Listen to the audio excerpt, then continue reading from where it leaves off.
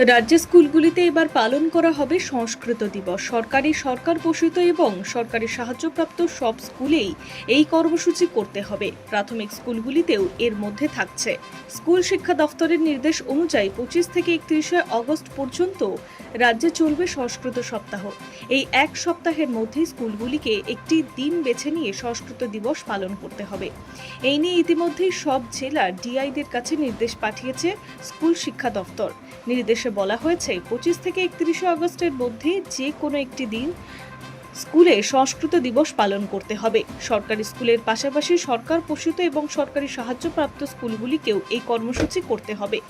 প্রাথমিক স্কুলগুলিতেও এই নির্দেশের আওতায় রয়েছে, অর্থাৎ ছোটদের স্কুলগুলি থেকে শুরু করে রাজ্যের বিভিন্ন সরকারি ও সরকার পোষিত স্কুলে এই সপ্তাহ পালন করা বাধ্যতামূলক।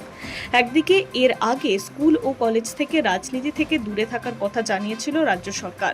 তারপরেই রাজ্যের সরকারি সাহায্যপ্রাপ্ত কলেজগুলির পরিচালনা সমিতি নিয়ে নতুন সিদ্ধান্ত নেওয়া হয়েছে।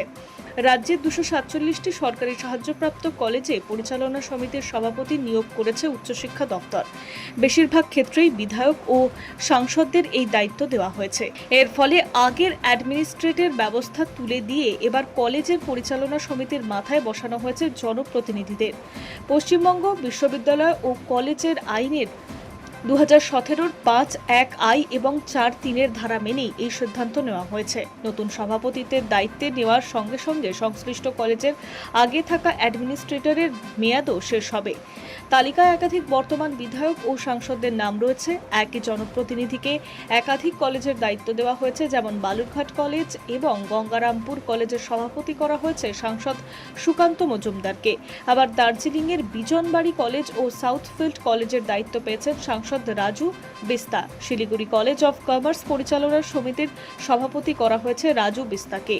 অর্থাৎ স্কুলে সংস্কৃত সপ্তাহ পালনের নির্দেশের পাশাপাশি কলেজগুলিতেও পরিচালনা সমিতির বদল আনা হয়েছে। High news network.